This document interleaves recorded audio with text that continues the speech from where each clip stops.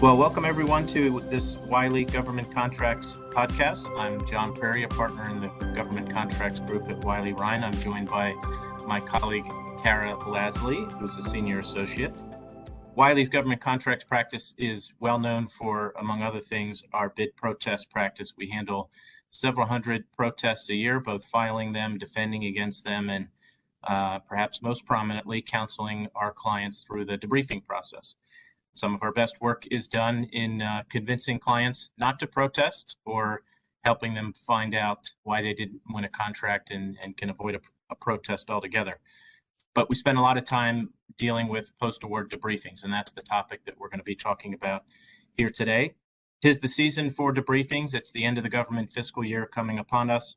As many listeners are probably aware, spending goes up pretty significantly in the fourth quarter of the year so that government agencies can use the budget that they have left over before the end of the fiscal year.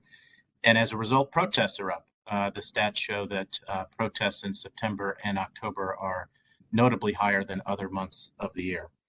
Before we get into the substantive contents of a debriefing, let's lay out some of the ground rules of when do you get a debriefing? When are they available? There's this term that's pretty important called a required debriefing. Can you walk us through when folks can expect to have debriefings? You're right. There's this concept of a required debriefing, and it's important for contractors to think about the difference between a required debriefing and just a debriefing in general, because that'll really affect protest timelines. And so if you're ever thinking about maybe filing a protest at the end of your debriefing, you got to be prepared to go through this mental exercise of whether the debriefing is required or not. So a debriefing is required in negotiated procurements, such as your run-of-the-mill FAR Part 15 procurements, as long as the debriefing was timely requested. So as soon as you receive the notice of award, you have 3 days to submit your debriefing request, and we always tell clients to get it in as soon as possible. And as long as you accept the first time that's offered to you, then the debriefing becomes a required debriefing. What's important about a required debriefing?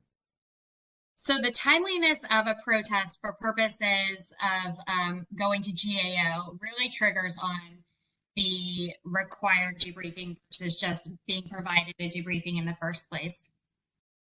And so GAO has a debriefing exception that basically says you can wait until 5 days after the debriefing is given to file your protest and receive a stay, or 10 days after the debriefing to be just for general timeliness purposes. If the debriefing is not required, on the other hand, then you have to file the protest within 10 days of the award to get a stay, or just 10 days of learning of the basis of the protest. Right. So just to underline that, it's really important when you're going through the debriefing process to make sure it is in fact a required debriefing, that it is a FAR Part 15 procurement that has required debriefings, because otherwise, if you're considering a protest, you're on the clock to file one as soon as you get any information about how the government evaluated your proposal, whether it's in the notice of award or otherwise. You don't have the luxury of waiting for the debriefing process to conclude before considering filing a protest. John, what's your experience with government agencies, whether their debriefing is required or not? Good question. We've seen a bit of a mixed bag with that. So, you said earlier that it's a FAR Part 15 procurement. It's not always easy to tell if it's a FAR Part 15 procurement. There are a few things you can look at. I mean, the kind of touchstone test is it a solicitation in which the government requested competitive proposals? That's a broad brush, though. That covers things that are not necessarily FAR Part 15. FAR Part 15 is supposed to be negotiated procurements. It's not always the case, but occasionally the government will hold discussions and establish a competitive range. So if they do anything like that, you're in FAR Part 15. The solicitation themselves often will reference FAR Part 15, or even say explicitly the government is going to be conducting the procurement in accordance with FAR Part 15 procedures. So those are all things that you ought to look for. The dollar value is important as well. If it's over 15 million, decent chance it's a FAR Part 15 procurement. But the government I'm not sure it's intentional, but sometimes they can send mixed messages about whether it's a FAR Part 15 procurement and thus whether you have a required debriefing. We've seen agencies have a standard one-pager that they send out with their awards that says we will be conducting a debriefing in accordance with FAR 15.506, which normally is a pretty good hint that they're conducting the procurement under FAR Part 15 procedures, but that's not always the case. We've seen that letter come out under a FAR Part 8 GSA schedule order where debriefings are not required, or commercial item procurements conducted using simplified acquisition procedures where a debriefing may not be required. So that notice of award is a good place to start. If it references FAR Part 15, that's a pretty good indicator that you have a required debriefing, but it's not necessarily dispositive. So important to look at some of the other features of the solicitation just to make sure. Cara, you referenced earlier some of the things that are covered and not covered in a debriefing, and we talked for a moment about the extent to which you can actually get into a conversation in a debriefing. Let's talk a little bit about the substance. I imagine most of our listeners, all three of them, have previously been through the debriefing process, but can you talk a little bit about more of what you can typically expect to receive in a debriefing? Yeah, so the FAR actually contains rules about what agencies are required to provide in a debriefing. Although if you don't get all this information, don't get your hopes up that you can run out and file a successful protest. GAO has said that it won't hear protests about whether the agency provided all the required information in a debriefing. So it is a little bit up to the agency about whether they actually comply with the FAR or not. But the FAR requires agencies to tell offerors whether they received any significant weaknesses or deficiencies, the overall cost or price and technical rating of the awardee, the summary of rationale for award, and they're also supposed to provide reasonable responses to questions. As you were mentioning, John, that can be a little bit of a hit or miss depending on the agency and how friendly they're feeling that day. They are supposed to answer any sort of reasonable questions that you ask, but we have seen that agencies are all over the place with whether they will or will not answer questions and whether they will answer 200 questions versus 2 questions. We generally like to advise clients to ask 10 to 15 questions or so, try and limit it, really hone in on the important questions instead of asking every possible question under the sun. One of the other things that's important for contractors to know is what sorts of information the government won't provide you in a debriefing, and that can help you tailor any questions as well too. John, do you want to talk a little bit about what an agency won't tell you in a debriefing? Yeah, well, I often tell clients that agency officials conducting debriefings want to give one of 2 answers to every question that you ask. 1, we evaluated in accordance with the stated evaluation criteria, or 2, I'm sorry, we can't answer that. And the reason for the second answer is because although agencies are allowed to provide certain information about how your proposal was evaluated, they're not supposed to get into point-by-point comparisons with other offerors or provide you any information about how they evaluated the awardee. There's certain required information that you will get about the awardee, generally the price, their evaluation ratings. Occasionally, you'll get some additional information beyond that, but by and large, agencies try to keep that pretty close to the vest, understandably, given the restrictions on sharing proprietary information of contractors. Sometimes you just have to take what they give you, but Cara, it might be helpful for listeners to talk a little bit about strategies for asking specific questions and trying to get the agency talking. One of my favorite parts of our practice is when our clients send us their draft debriefing questions, which sometimes tend to be as simple as, why didn't you pick us? Why did you pick them? Are you stupid or are you crooked? I assume you'll agree those aren't the best questions to ask, but maybe you can give the listeners some guidance on the way to frame some better questions and actually get some information from the government. Yeah, that's a good point. To start off, I think it's important to consider the tone of your debriefing questions. I mentioned earlier, the agency is supposed to provide certain information, but there's not much you can do to enforce that requirement.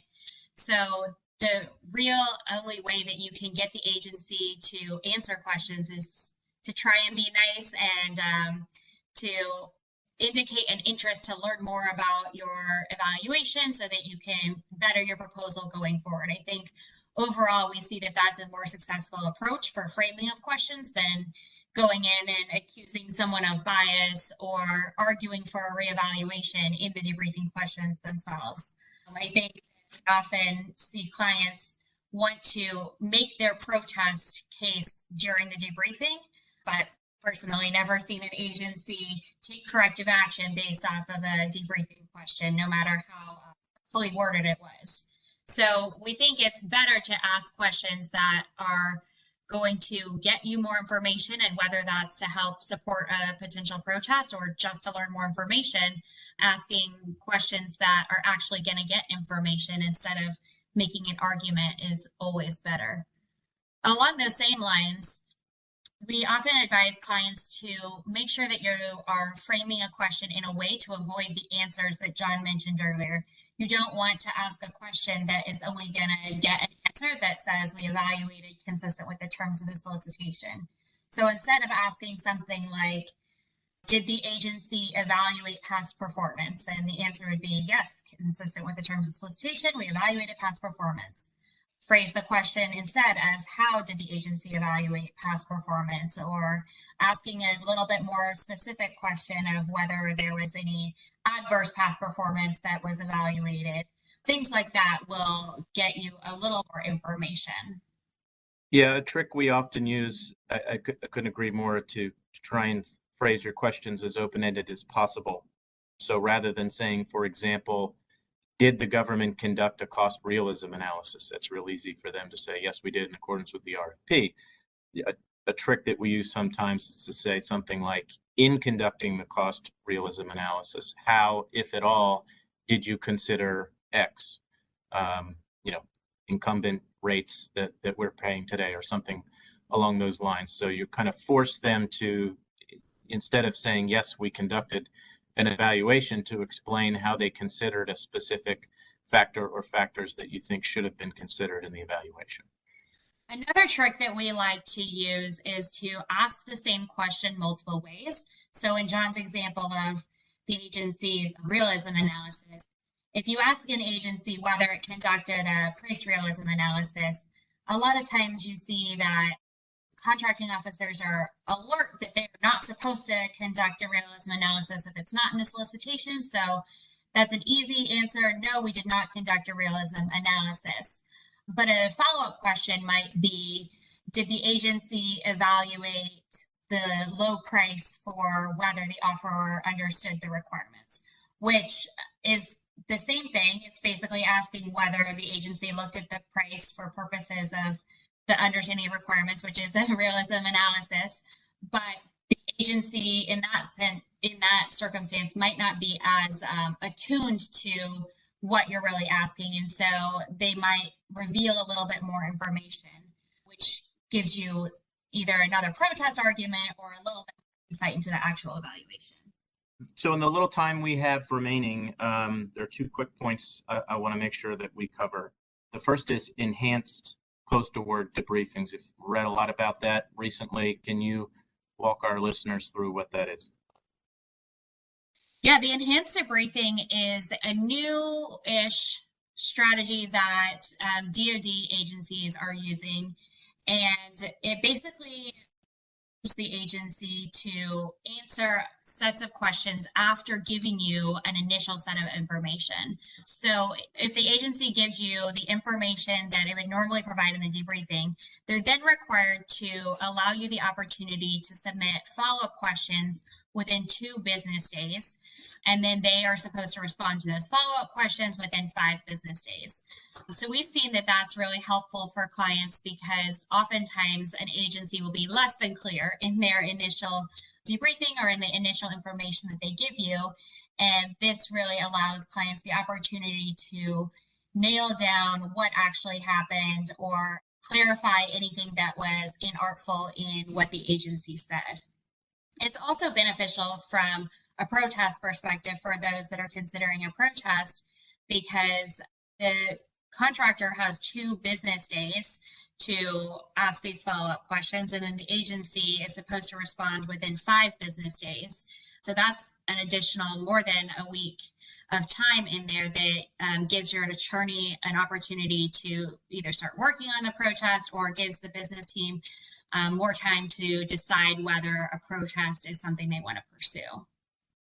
Yeah, for sure. I think it's a welcome development among contractors and bid protest counsel alike. It's generally, I think, in our experience over the last few years since this has been in place, is you're getting more information about how your proposal was evaluated, and more information is always good. It can inform your next steps. And two, somewhat selfishly, it's just a little more civilized way for outside counsel and in-house counsel to start preparing protests if that's the decision that is made, and it's a more reasonable timeline than your typical 5-day turnaround after getting the debriefing. Okay, well, I think we've sufficiently covered debriefings for today. I know we could talk about it all day long if we wanted to, but I want to thank our listeners for joining. Thank you, Cara. And as always, if you've got a question about debriefings, bid protests, or anything else, feel welcome to contact us or any of your contacts at Wiley Ryan. Thank you.